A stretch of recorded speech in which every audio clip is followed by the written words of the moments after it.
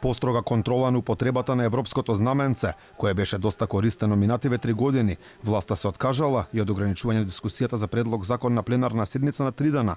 Третиот диалог во рамки на Жан Моне процесот во собранието донесе приближување на дел од отворените прашања кои беа проблематични за власт и опозицијата, меѓународната заедница за доволно од минативе 2 дена и дискусијата со пратениците, но сепак стигна и критики. Европратеникот Андреас Шидар порача дека наредниот пратенички состав мора да биде подобар од сегашниот. Новиот состав на собранието да работи побрзо, поефикасно и со поголем фокус на политичките прашања, а помал фокус на тактизирање и блокирање. Се договоривме за измените на деловникот и тие ќе ги префрлиме на новиот состав кој што ќе треба да ги усвои во најкус можен рок откако ќе започне со неговата работа. Европратеникот Илхан Кјучук ја потенцираше важноста на соработката меѓу пратениците на реформскиот пат кон ЕУ.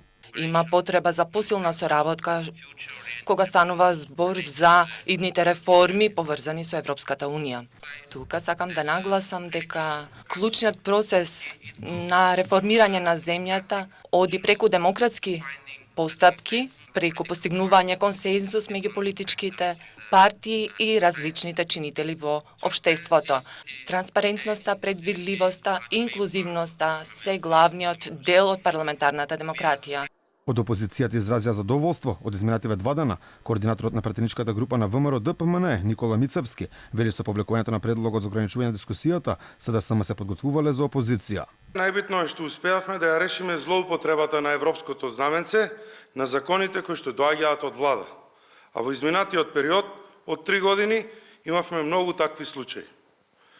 Го поздравуваме повлекувањето на предлогот на ограничувањето на дискусијата на 3 дена од страна на СДСМ на пленарна сесија, со што јасно укажува на фактот дека се спремаат за опозиција и не сакаат да ја ограничат дискусијата. Задоволство изрази од владачката партија, координаторот на пратеничката група на СДСМ Јован Митревски вели оставиле добри темели за работа на следниот парламентарен состав.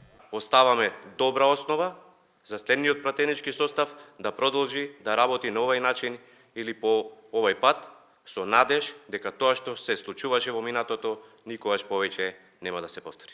Како што кажа спикерот во собранието Талат Джафери, партиите се согласиле за 90% од прашањата околу носењето на новиот деловник во собранието. Проблем останува уште изборот на генералниот секретар и неговите заменици.